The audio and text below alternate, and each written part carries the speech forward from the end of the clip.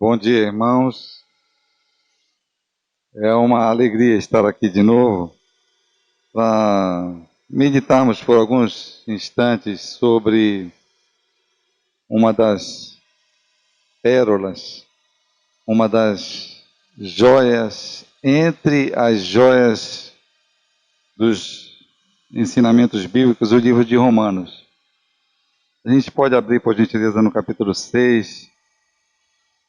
Deus tem algumas coisas a nos falar nesta manhã. Certamente fará isso. Capítulo 6. Antes a gente vai fazer uma breve oração. Pai, obrigado por essa manhã nova que o Senhor nos dá, pela graça que é em Cristo, porque chegamos aqui unicamente por causa do Teu amor e misericórdia, e a Tua palavra ela é boa, santa, agradável, perfeita. Que essa palavra venha nos trazer aquilo que tanto precisamos, que é voltar à reconciliação contigo. Cada dia isso aconteça e que ela venha nos abençoar nessa manhã.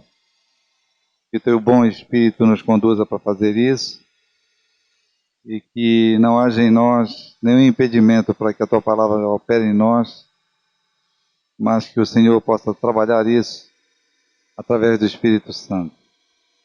No nome precioso de Jesus, o nosso Salvador. Amém. Amém. O capítulo 6, a gente vai ler alguns versículos, não todo o capítulo, a gente vai ler até o versículo 12, tá?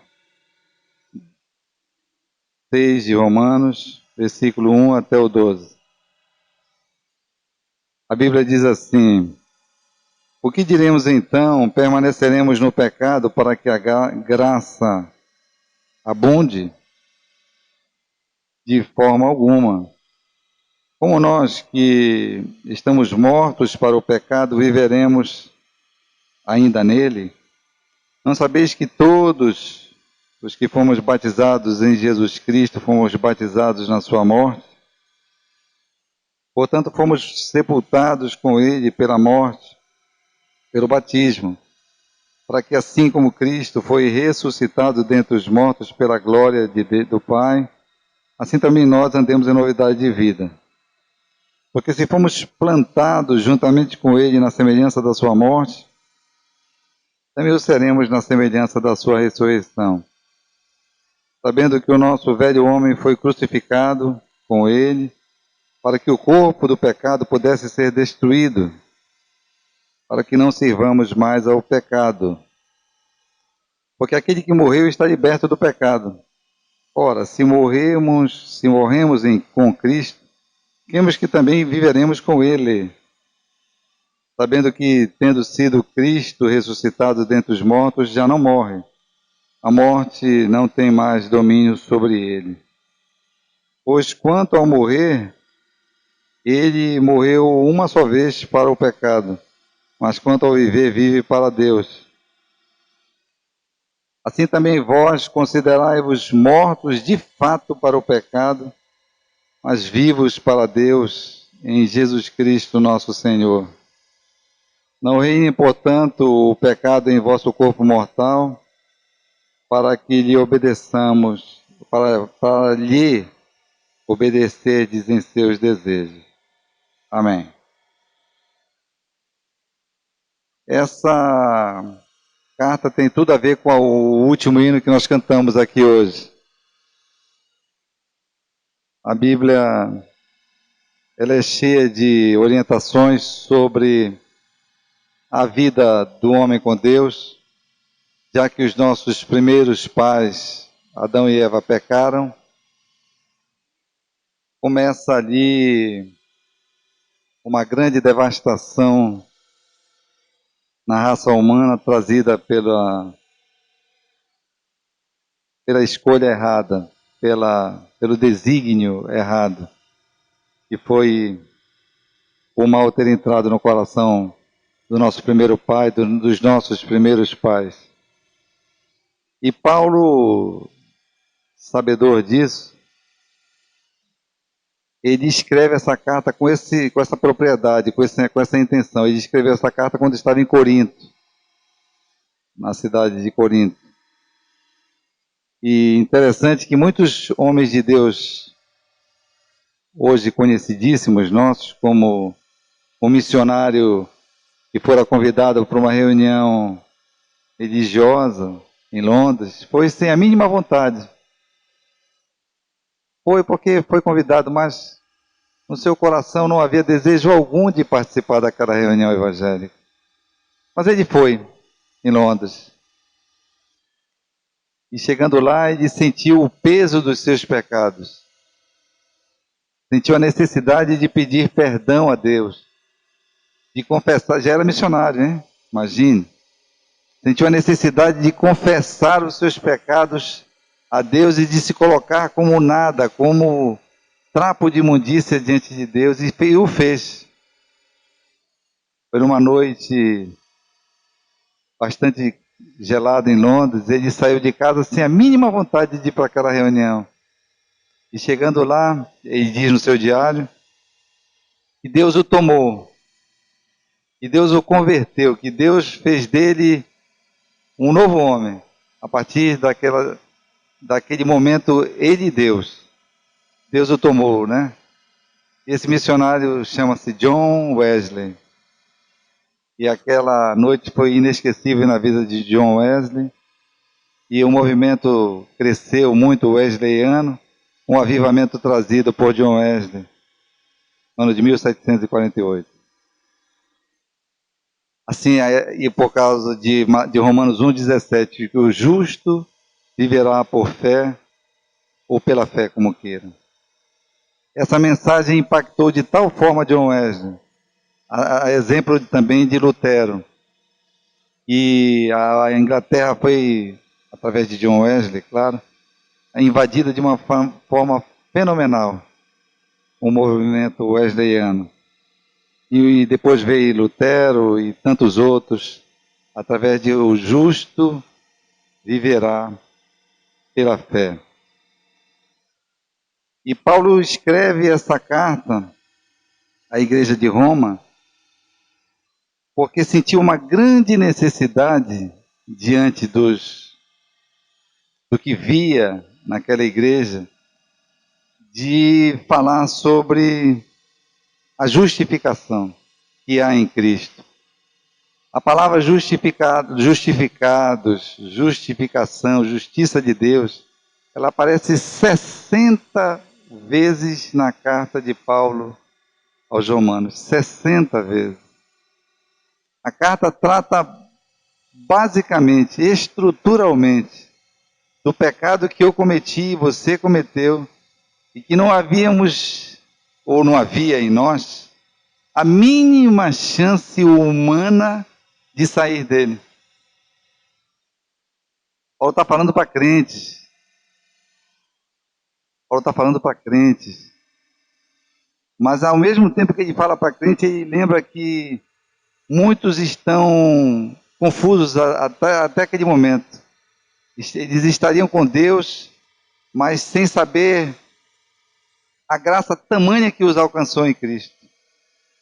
A noção de pecado que cometido não são combatidos, não são perdoados, não são livres de pecado, porque não tem noção entre Sodoma e Canaã.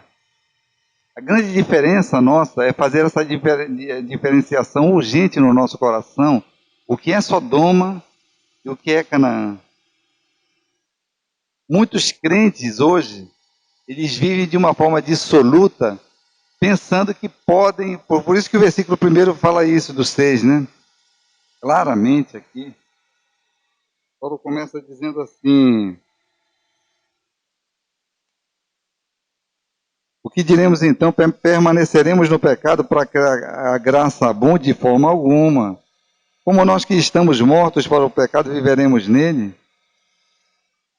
Não sabeis que todos os que fomos batizados em Jesus Cristo fomos batizados na sua morte? Portanto, fomos sepultados com ele para a morte, pelo batismo, para que assim como Cristo foi ressuscitado dentre os mortos pela glória do Pai, assim também nós andemos em novidade de vida. Esses 4 primeiros versículos, todo o capítulo 6, mas principalmente os 10, 12 primeiros versículos, eles falam claramente na necessidade de haver uma consciência clara daquilo que agrada a Deus e daquilo que desagrada a Deus. A Bíblia não está, através de Romanos, do livro de Romanos, dizendo que essa justificação que há em Cristo, que a graça que há através da justificação, ela pode nos fazer permitir pecar, para que venha mais graça ainda. Tipo o filho, que o quarto está todo bagunçado lá, e ele diz, não, eu deixei bagunçado para que a minha mãe limpe e assim fique tudo bem na minha casa, na minha vida, e a minha vida vai ficar legal sempre assim. Eu bagunço e ela ajeita. Não é nada disso. Nós não devemos agir dessa forma irresponsável como cristãos que somos. O pecado precisa ser condenado, o pecado precisa ser punido.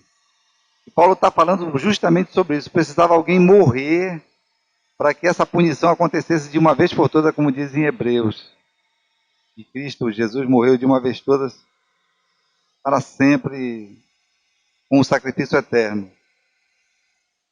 Quando nós pecamos, quando nós temos essa consciência de que o pecado precisava ser punido em Jesus, nós começamos a ter um novo alento na nossa vida cristã, uma nova direção, um novo rumo.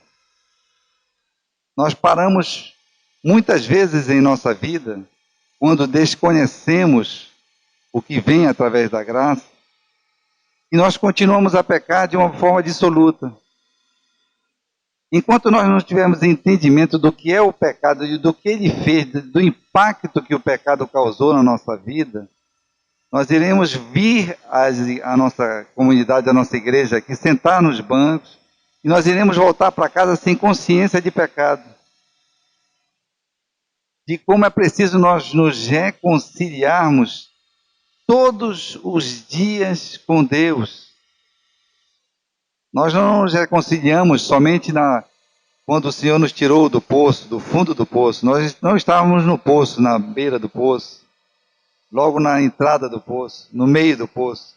Nós estávamos no fundo do poço, mortos em nossos delitos e pecados, como fala Efésios 2. E não nos tirou de um lugar semi-agradável, mais ou menos agradável. Nós não éramos alunos que tirávamos nota 8, 9, 10. Não, nada disso. Nós tirávamos 0 em todas as nossas provas. Porque todas as tentativas humanas de libertação de pecado dará em nota 0, a não ser pelo sangue de Jesus, como propiciação pelos nossos pecados. Paulo estava tentando inculcar na mente dos romanos, dos irmãos queridos, amados de Paulo, que o pecado ele nos separa da presença do Altíssimo, do Sagrado. E ele nos faz iguais a todos os homens da época, tanto judeus, como gentios, como o mundo todo. Primeiro ele fala aos judeus, depois aos gentios, depois ao mundo todo. Porque na mente de Paulo, no coração de Paulo, havia um novo ser, trabalhado diariamente, reconciliado diariamente pelo Espírito Santo de Deus. Então, o que Deus está nos falando hoje é que nós temos que nos reconciliar a cada manhã. Nós temos que voltar a pedir perdão a cada manhã.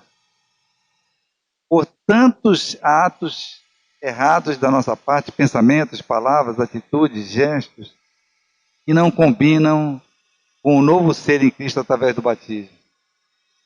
Seja o batismo por aspersão, seja por imersão, nós não vamos entrar nesse detalhe aqui. Mas todos os que fomos batizados em Cristo, nós morremos para o mundo e nós voltamos para Deus. E precisa haver novidade de vida, tanto amor recebido de Deus, tanto amor derramado na cruz. O que faremos com este amor, Paulo está dizendo? O que faremos do sacrifício do Cordeiro? Será que nós esqueceremos o sacrifício do Cordeiro por alguns dias, ou nós viveremos nas nossas mentes e corações com o sacrifício do Cordeiro todos os dias aqui na nossa mente, para sofrermos, porque gostamos de sofrer, porque somos masoquistas, nada disso. Porque somos de tal forma contumazes no pecado, que isso vai nos abençoar de uma forma tremenda, queridos. Quem dera que ceássemos mais de uma vez por mês, para lembrar do sacrifício do Cordeiro e o que o Cordeiro fez naquela cruz, de que forma ele nos libertou. Eu acho que o grande problema dos cristãos hoje é pensar que por causa do sacrifício há uma liberdade com libertinagem. Há uma liberdade que eu posso fazer coisas até que não devo, mas que sou perdoado por causa do sacrifício. Ele, por certo, me perdoará. Será que vem uma pergunta agora nas nossas mentes e corações? Será que Deus promove a desobediência por puro prazer? Será que Deus é que está promovendo a minha desobediência?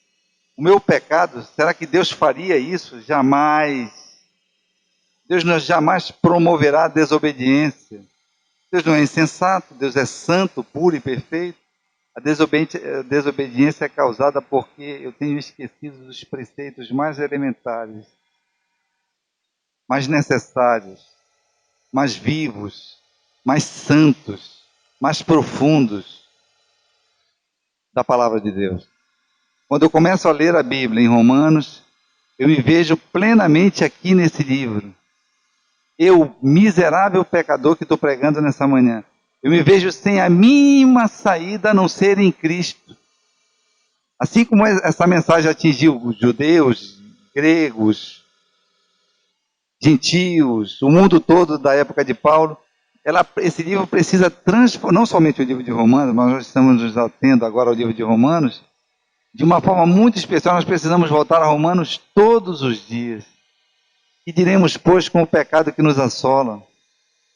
E faremos com o pecado que nos persegue? De que forma viveremos diante daquilo que foi exposto por Cristo na cruz, seu sacrifício eterno? Eu acho que é hora de nós começarmos como cristãos a repensarmos a nossa vida. Qual é a intenção do nosso coração em servir a Deus por alguns dias aqui na terra, se não glorificar o seu nome, se não exaltar a obra de Cristo? Paulo, o que tinha mais em mente era isso, por isso que ele disse claramente na sua palavra: morrer para mim é lucro, viver é lucro e morrer é ganho. O homem, para dizer que o viver é lucro e o morrer é ganho, ele estava numa sintonia muito profunda com o Espírito Santo. Havia uma conexão direta, perfeita.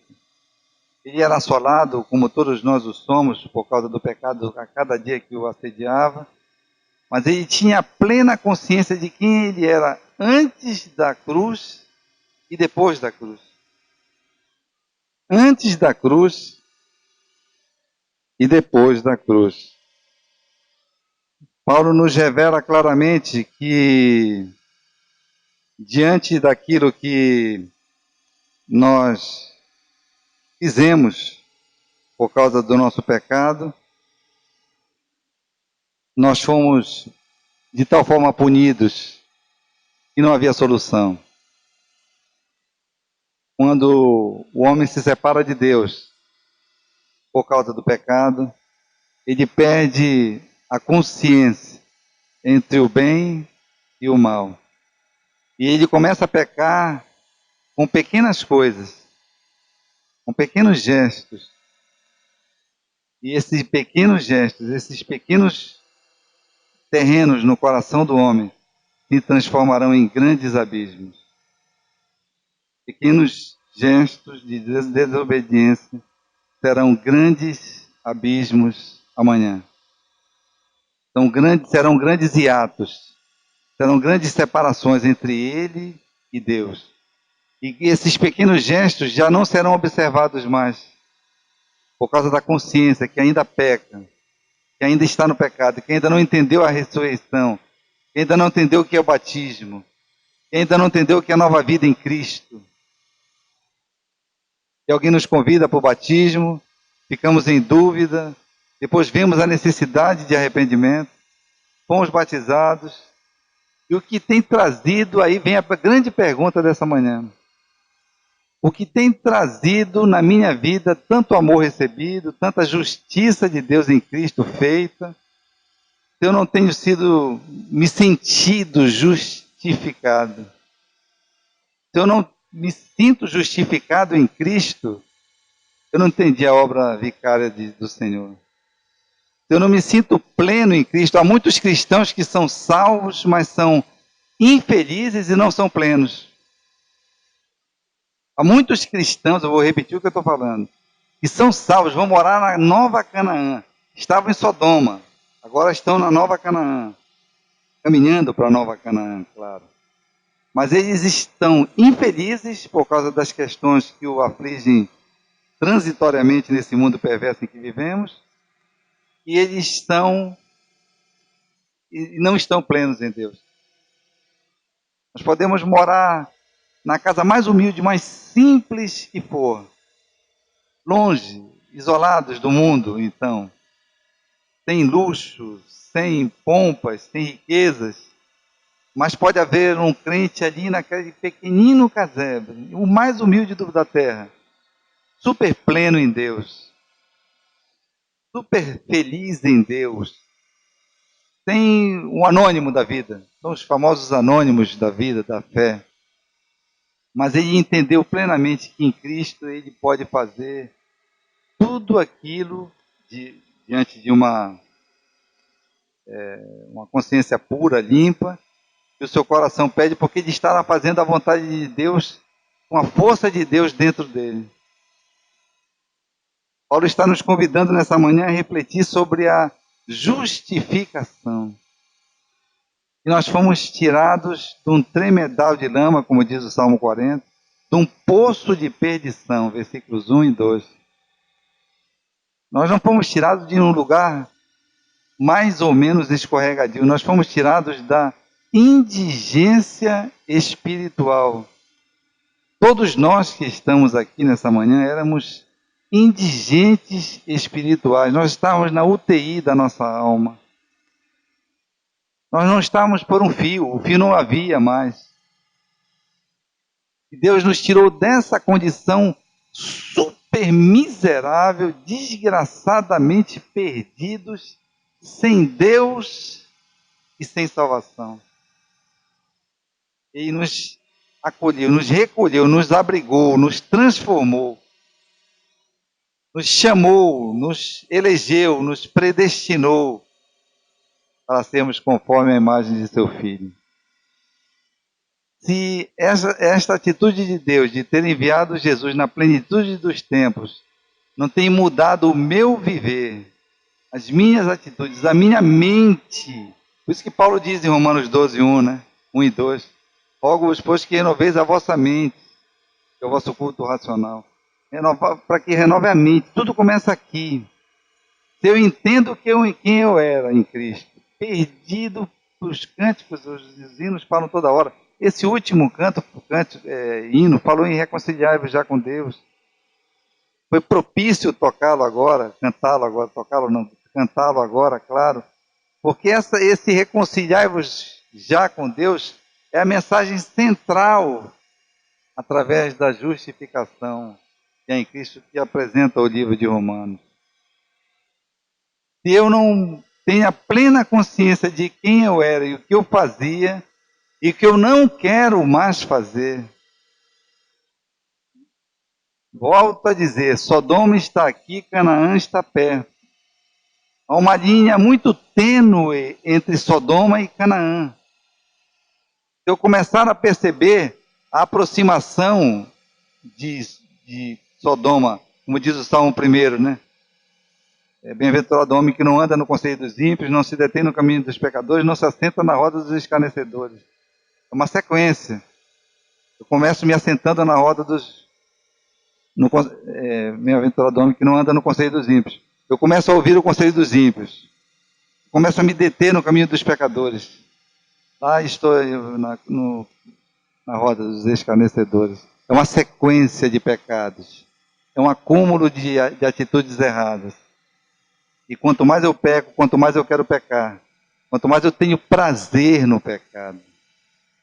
Deus está nos chamando nessa manhã a que toda atitude insana da nossa parte em relação a pecar seja algo tenebroso para nossa alma.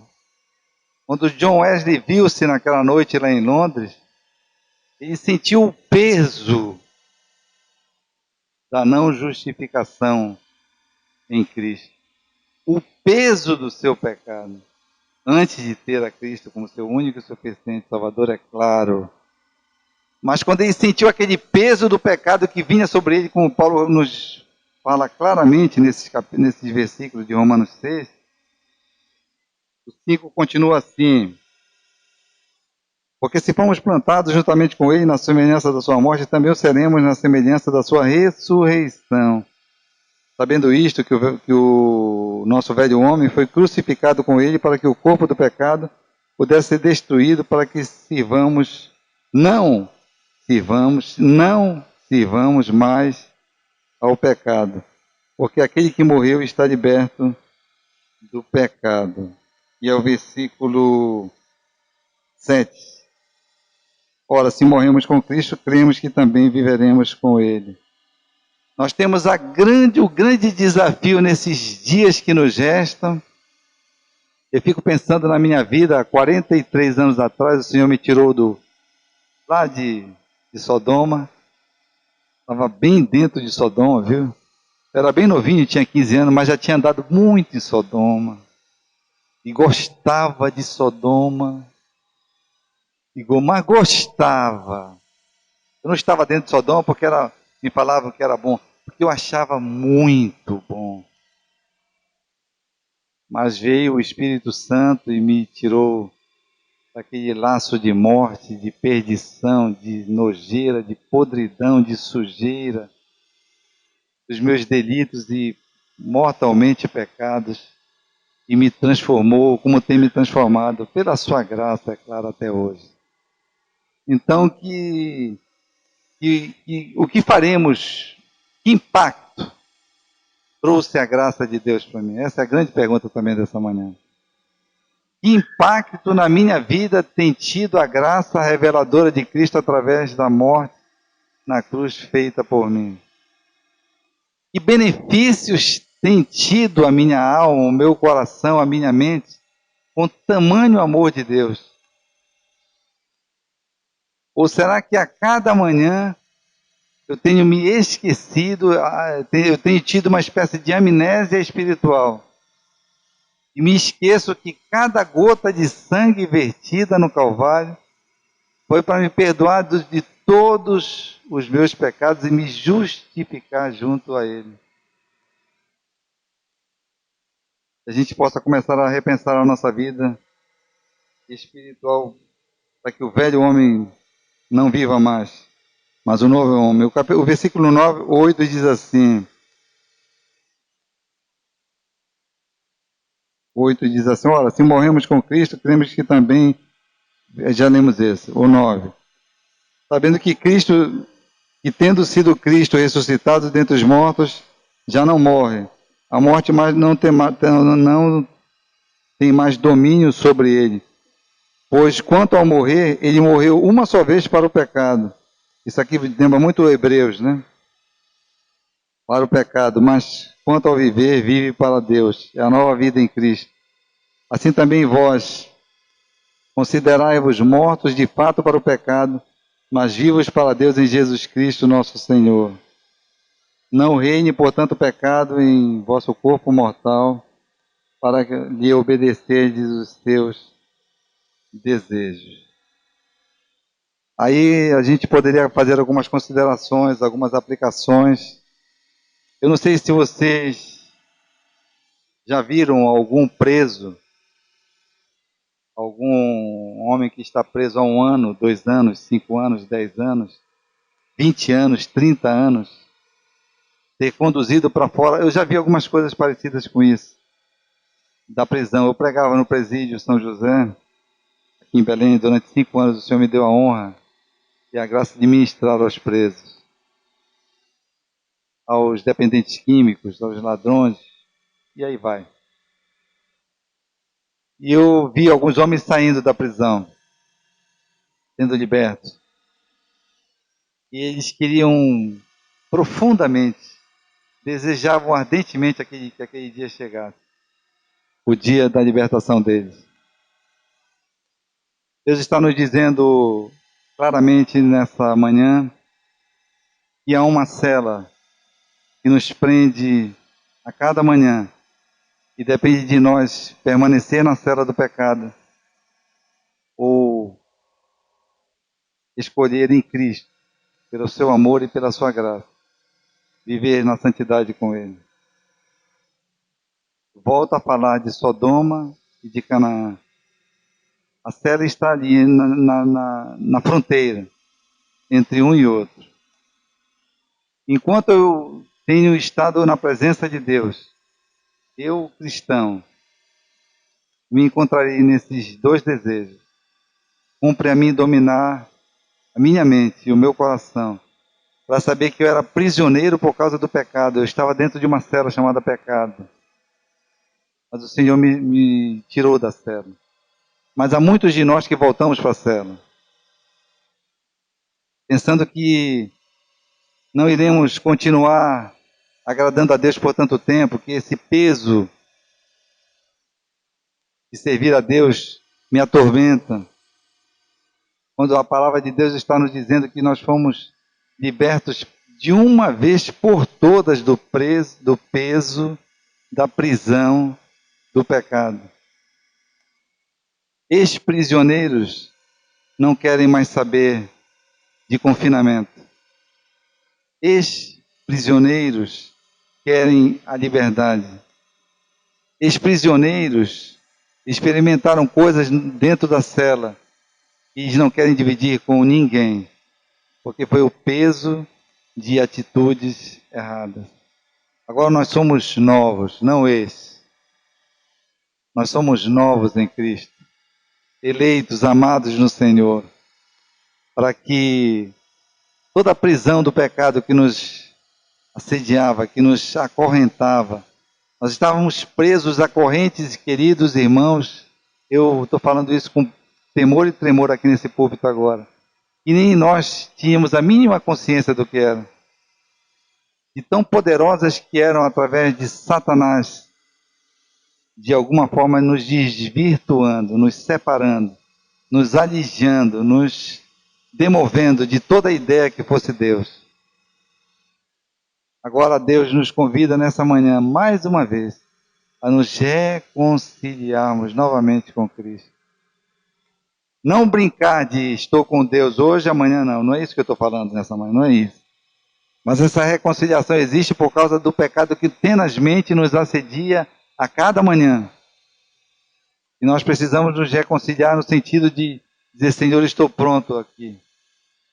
Estou desejoso, estou querendo estar sempre na Tua presença. Apesar dos meus atos, das minhas atitudes, das minhas decisões erradas, daquilo que faço e não devia fazer, daquilo que queria fazer e não faz. Paulo falou sobre isso.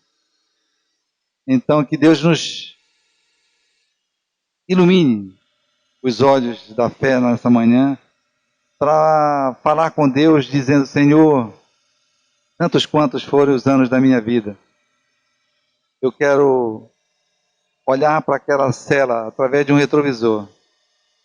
Eu não sei como você tem olhado para a cela do pecado, mas que possamos olhar através de um retrovisor e dizer, aqueles tempos foram os mais cruéis da minha vida, não a quero mais. Não quero ser confinado, não quero voltar àquele pecado, porque o pecado que tenazmente me assedia me separará de Deus se assim eu quiser, e cumpre a mim dominá-lo. O Espírito Santo nos convença novamente nessa manhã de pecado e da grande justificação que temos em Jesus Cristo.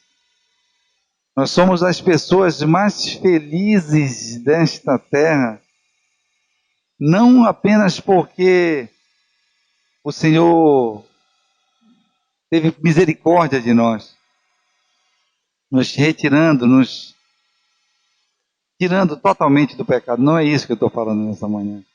Mas porque na eternidade passada, na eternidade que passou há muito tempo lá atrás, há bilhões, há trilhões de anos, ele via nessa manhã, aqui na igreja do Una, homens e mulheres lavados, redimidos, perdoados, conscientes do bem e do mal, e nos via pelo seu olhar através da eternidade. Ele sabia que estaríamos aqui nessa manhã, não como pessoas boazinhas, não é isso que eu estou falando, mas como pessoas redimidas, compradas, saqueadas do inferno, tiradas do lamaçal do pecado, para servi-lo, para honrá-lo, para glorificá-lo, para bendizê-lo, para exaltá-lo, para dar a ele a honra, a glória e o louvor que lhe são devidos.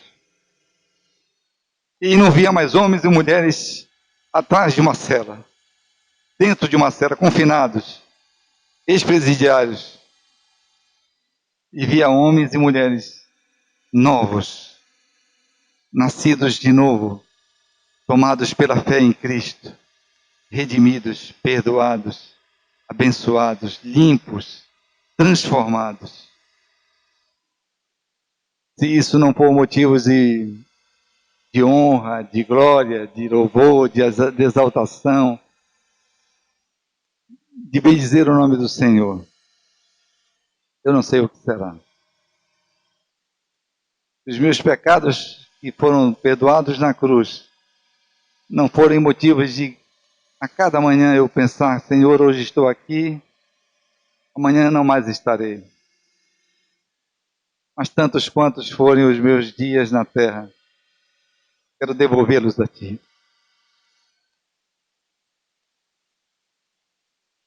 O Espírito Santo nos convida nessa manhã a devolver todos os dias que eram nossos, todos os dias que virão, a Deus. Devolva a Deus.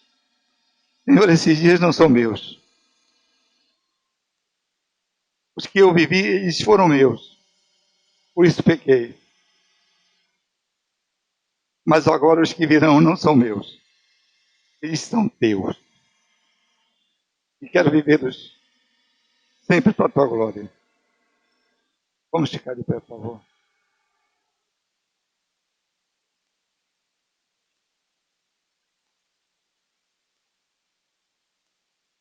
Que Deus ele nos ajude nessa manhã a, a ver que valeu a pena o sacrifício do Cordeiro.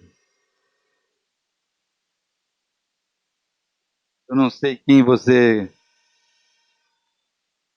pensa que é em Cristo. Acho que o grande problema nosso é sabermos quem nós somos em Cristo. Mas o dia que o Espírito Santo nos convencer de quem nós somos em Cristo, uma dinamite, né? Um dínamo, um poder de Deus. Quando a gente fala poder de Deus, não é para sair voando nas paredes. Não é isso que eu estou falando. Mas são rostos prostrados em terra, em terra. Rostos voltados para o chão. Isaías era um homem erudito, seu hebraico era o mais nobre possível. É um aristocrata, pertencia à aristocracia da época.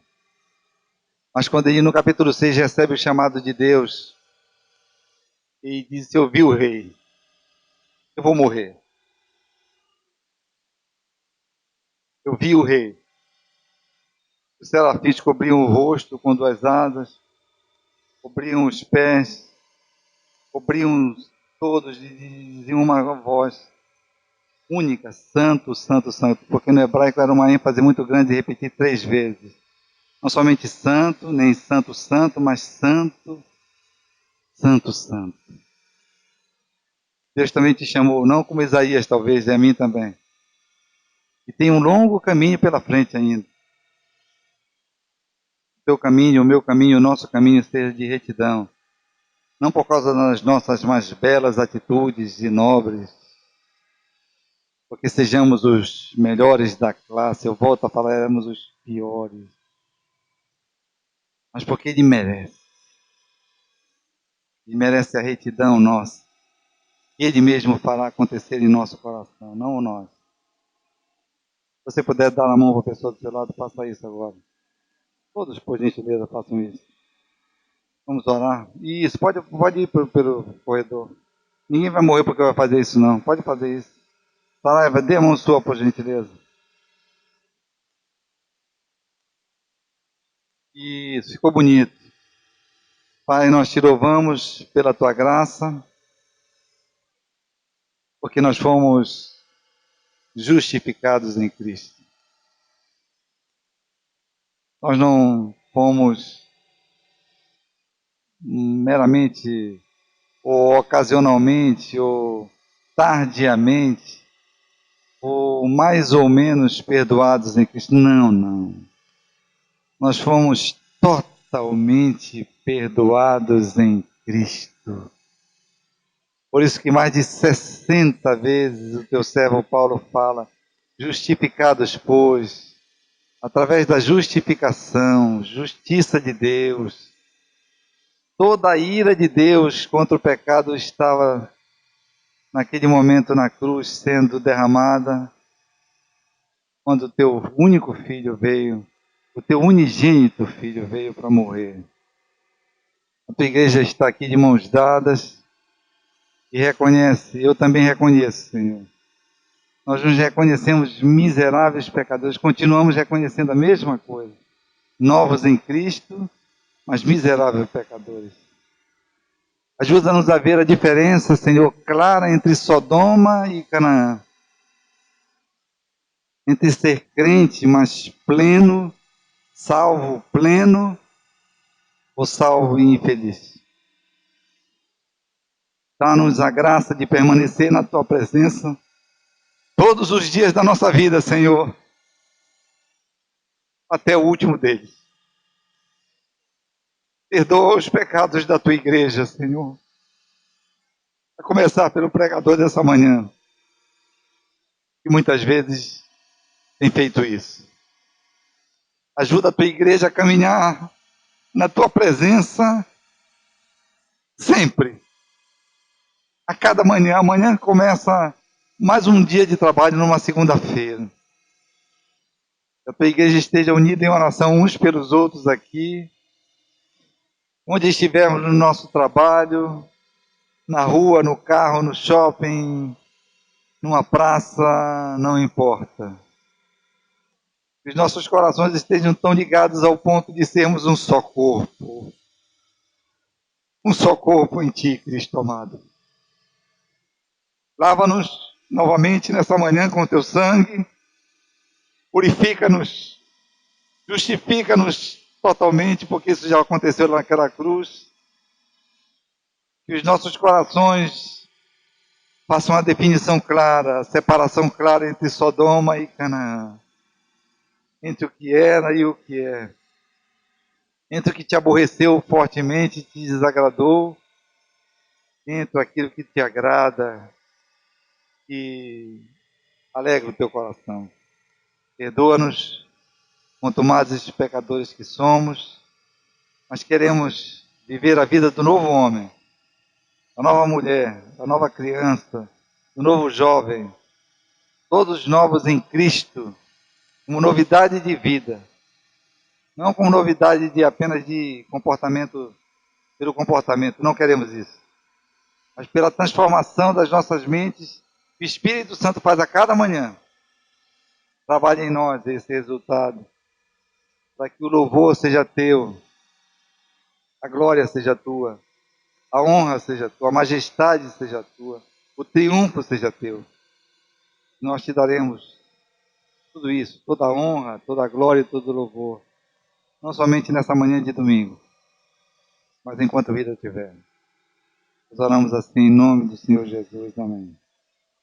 Que Deus nos abençoe.